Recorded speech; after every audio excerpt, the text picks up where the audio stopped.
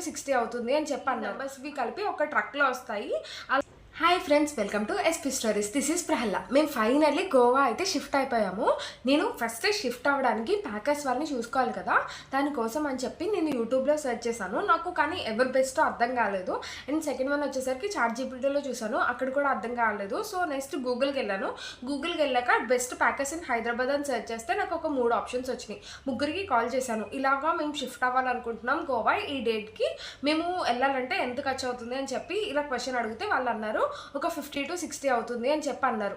అలాగా అడిగాక లాస్ట్లో అగర్వాల్ వాళ్ళు అన్నారు, లేదు మీతో పాటు ఇంకా వేరే సామాన్లు ఉంటాయి కదా వేరే వాళ్ళవి, అవి కూడా వేస్తాము. అలా 3 నెంబర్స్వి కలిపి ఒక ట్రక్లో వస్తాయి. అలా అయితే కనుక మీకు తక్కువ పడుతుంది, ఇలా మీకు ఓకేనా అని చెప్పి అడిగారు. ఓకే అని చెప్పి అన్నాం. అలా అయితే కనుక మాకు మొత్తం టోటల్గా అరౌండ్ 25,000 వరకు పడింది. ఓకే అని చెప్పి అన్నాక మా సామాన్లు ఏమైనా మిస్ అవుతాయా మరి వేరే వాళ్ళతో, వాళ్ళు అక్కడ దింపించేసుకుంటే ఏంటి అంటే, లేదు మీకంటూ ఒక స్పెషల్ నెంబర్ ఇస్తాము, దాన్ని బట్టి అక్కడ సామాన్లు దిగుతాయి, సో మీకు ఎలాంటి ప్రాబ్లం ఉండదు అని చెప్పి చాలా క్లియర్గా చెప్పారు. అలాగే చేశారు కూడా వాళ్ళు. అండ్ నెక్స్ట్ మనం ఎలా షిఫ్టింగ్ డేకి వెళ్ళిపోతే కనుక ఫస్ట్ ఒక 2 మనుషులు వస్తారనమాట. వచ్చాక వాళ్ళు మొత్తం సామాన్లన్నీ నేను ముందే సపరేట్ చేస్తాను. లాస్ట్ టైం నాకు ప్యాకర్స్తో ఒక బ్యాడ్ ఎక్స్పీరియన్స్ ఉంది. ఏంటంటే మేము పప్పులు మూత ఒక దానికి వేయడం మర్చిపోయారనమాట, ప్లాస్టర్. సో అన్నీ పడిపోయి అది క్లీన్ చేసుకోవడానికి మాకు 2 days పట్టింది. సో ఈసారి అలా అవ్వకూడదని చెప్పి ఏవైతే ఐటమ్స్ ఉన్నాయో అవన్నీ నేను ఒక సైడ్ పక్కకు పెట్టేశాను. వాటికి ప్లాస్టర్స్ వేస్తారు కదా మూతలకి, వాటి గమ్ అంతా అంటుకుపోతుంది. సో మీకు క్లీన్ చేసుకోవడం తర్వాత చాలా కష్టం అవుతుంది. సో ఏవైతే ఉన్నాయో అవి మాత్రమే పక్కన పెట్టేస్తే వాటికి మాత్రమే ప్లాస్టర్స్ వేసి మిగతావన్నీ సర్దేస్తారు. సో నార్మల్గా సర్దేస్తారు. మేము అలా చేసాము. ఇది బెస్ట్, మాకు బాగా యూజ్ అయింది, మీకు కూడా యూజ్ అవుతుందని చెప్తున్నాను. సో ఇవన్నీ పక్కన పెట్టేసాం అనమాట. సో ప్యాకర్స్ వాళ్ళు ఏవైతే డబ్బాల్లో లేవో అవన్నీ సర్దుకోవడం స్టార్ట్ చేశారు. ఫైనల్లీ ప్యాకింగ్ అనేది స్టార్ట్ చేశారు. నేను ముందే మాట్లాడుకున్నాము, మాకు దీంతో పాటు బైక్ కూడా మాకు వచ్చేయాలి అని చెప్పి అంటే వాళ్ళు ఓకే అని చెప్పి అన్నారు. యాక్చువల్గా ప్యాకర్స్ ఏంటంటే వాళ్ళు ఏసీ, ఫ్రిడ్జ్, ఇంకా వాషింగ్ మిషన్, ఏ ఎలక్ట్రికల్ అప్లయన్స్ ఉన్నా సరే అది ఖచ్చితంగా వాళ్ళే ఇక్కడ డిస్మాంటిల్ చేస్తారు, అక్కడ అసెంబుల్ చేస్తారు. అది బేసిక్ రూల్ అనమాట. సో వీళ్ళు కూడా ఓకే మేము ఇవన్నీ చేస్తాము, ఏది మిస్ చేయమని చెప్పి అన్నారు. ఓకే అని చెప్పి అన్నాము. తర్వాత ఏంటంటే ఇక్కడ బబుల్ ర్యాప్ ఇంకా వాటర్ ప్రూఫ్ ర్యాప్ అని చెప్పి 2 ర్యాప్స్ ఉంటాయి. నేను ఏదైతే గాజు సామాలు ఇంకా ఏదైతే పప్పులు అవి ఉన్నాయి అన్నాను కదా, అవి పక్కకు పెట్టేశాను. పక్కకు పెట్టిన వాటికి మూతలకి ప్లాస్టర్ అనేది వేస్తారనమాట. ఆ గమ్ము తర్వాత ఉండిపోతుంది, మీకు క్లీన్ చేసుకోవడం అక్కడ కొంచెం ఇబ్బంది అవుతుంది.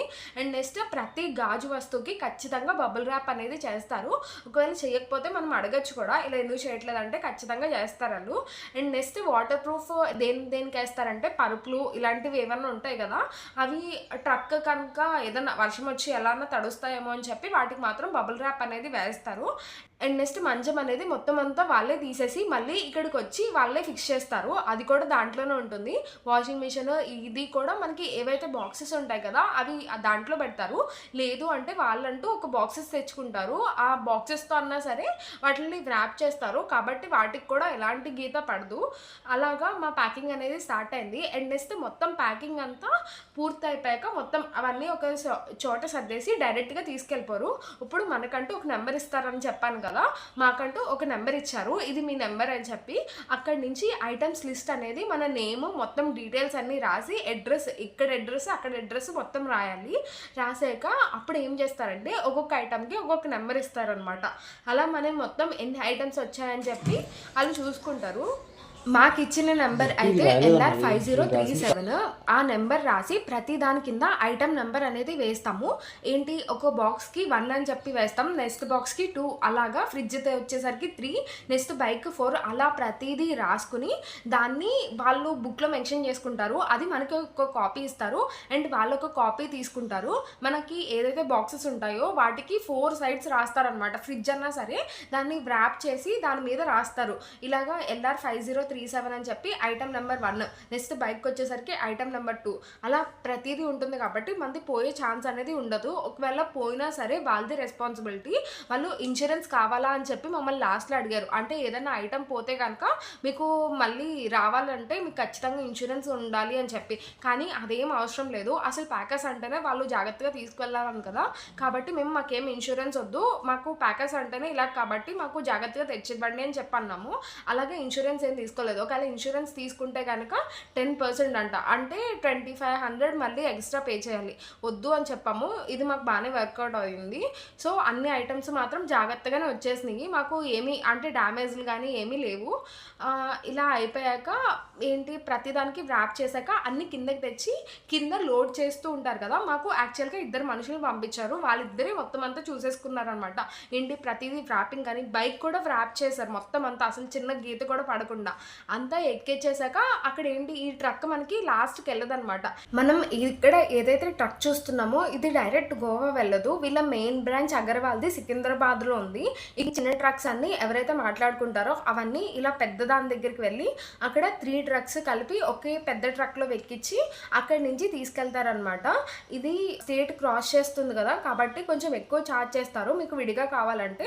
ఆల్మోస్ట్ నేను అడిగిన దానికైతే ఒక 50,000 అలా చెప్పారు. నాకు అగర్వాల్ మాత్రమే ఈ ఆప్షన్ చెప్పింది అనమాట.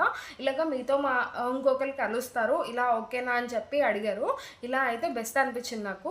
అండ్ నెక్స్ట్ మనం ఇలా వెళ్తాం కదా, ఇక్కడికి వచ్చాక మనకి 3 days తర్వాత వాళ్ళు చెప్పిన టైంకి వచ్చేసి కాల్ చేశారు. మేము దానికి తగ్గట్టే ఇక్కడికి రావడానికి ప్లాన్ చేసుకున్నాము. 3 days తర్వాత మొత్తం అంతా వచ్చేసినాయి. మాకైతే చిన్న స్పూన్ కూడా మిస్ అవ్వలేదు. కాబట్టి ఇన్సూరెన్స్ కట్టకుండా మంచి పని చేసామని అనిపించింది నాకు. అలాగా ఒక 2500 అనేది సేవ్ అయినాయి. అండ్ నెక్స్ట్ వచ్చేసరికి ఇక్కడ ప్రతిదీ మనకి ఏదైతే అసెంబుల్ చేస్తారు కదా, ఏసీ ఫ్రిడ్జ్ అవన్నీ మనం ముందే ఒకసారి వాళ్ళతో మాట్లాడుకుంటే బెటర్. ఖచ్చితంగా ప్రతిదీ మీ ప్యాకేజ్లో ఉంది కదా అని చెప్పి మేము అడిగాము. వాళ్ళు ఉందని చెప్పారు. అలాగే మొత్తం అంతా అసెంబుల్ చేసి ఇచ్చారు. కాబట్టి దాంట్లో అయితే ఏ ప్రాబ్లం రాలేదు. ఇక్కడితో షిఫ్టింగ్ చాప్టర్ అనేది క్లోజ్ అయిపోయింది. ఒక్కసారి మొత్తం అంతా ఎంటీ హోమ్ టూర్ చూసేద్దాము, ఏదైనా మిస్ చేసామా అని చెప్పి. ఇక్కడ వాళ్ళు ఒకటి ఏం వదిలేసారంటే, మేము వాషింగ్ మిషన్కి అవి సపరేట్గా బోర్డ్స్ అనేవి పెట్టించుకున్నాము, అవి తీయమంటే లేదండి అవి నాట్ ఇంక్లూడెడ్ అని చెప్పారు. కానీ అవి కూడా ఇంక్లూడెడ్ అనే మేము మాట్లాడుకున్నాము. అవి మాత్రం వదిలేసి వచ్చాము. ఇంకా అవి ఒకటి మాత్రం వేస్ట్ అయినాయి. అండ్ నెక్స్ట్ మొత్తం అంతా ఒకసారి తిరిగేద్దాము, ఏదైనా మిస్ చేసామా అని చెప్పి. ఇదే మా ఎంటీ హోమ్ టూర్. ఫైనల్లీ ఒకసారి ఫ్రెష్ అయిపోయి ఇంకా ఈ హౌస్ నుంచి వెళ్ళిపోతున్నాము. ఇది మా ఫస్ట్ హోమ్. మేము పెళ్ళయ్యాక వచ్చిన ఇల్లు ఇది. ఒక 6 months ఉన్నామేమో ఇందులో. మొత్తం హైదరాబాద్ అంతా సెర్చ్ చేసి ఇల్లు తీసుకున్నాము. ఇది లొకేషన్ వచ్చేసరికి బొమ్మరాజ్పేట. యాక్చువల్గా ఆ ఇల్లే పోస్ట్ ఆఫీస్ అనమాట. దానికి సికింద్రాబాద్కి ఇక్కడి నుంచి 1 hour. ఇందులో అయితే చాలా అంటే చాలా మెమరీస్ అయితే క్రియేట్ చేసుకుందాము. ఎందుకంటే ఫస్ట్ హౌస్ కదా, మాది అరేంజ్ మ్యారేజ్. మేము ఇద్దరం ఎక్కువ మా గురించి తెలుసుకున్నదైతే ఈ హోమ్లోనే. ఫైనల్లీ వదిలేసి వెళ్ళిపోతున్నాము. థ్యాంక్ యూ ఈ వీడియో ఇక్కడి వరకు చూసినందుకు. Thank you. వీలైతే ఒక లైక్, ఒక షేరు, ఒక సబ్స్క్రైబ్ చేసుకుని వెళ్ళిపోవచ్చు కదా. అంతే. బాయ్. Thank you.